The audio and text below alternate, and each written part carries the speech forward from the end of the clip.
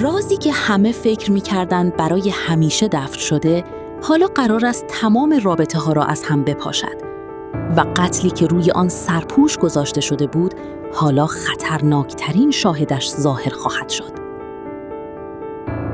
در قسمت بعدی، فضا از همیشه پرتنش‌تر خواهد بود.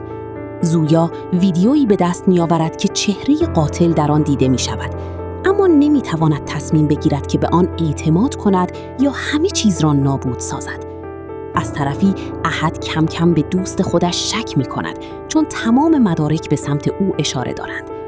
مادر خانواده نیز حقیقتی را فاش می‌کند که همه را شوکه خواهد کرد. همزمان پلیس تحقیقاتش را آغاز می‌کند و یک بازداشت غیرمنتظره همه را غافلگیر می‌سازد.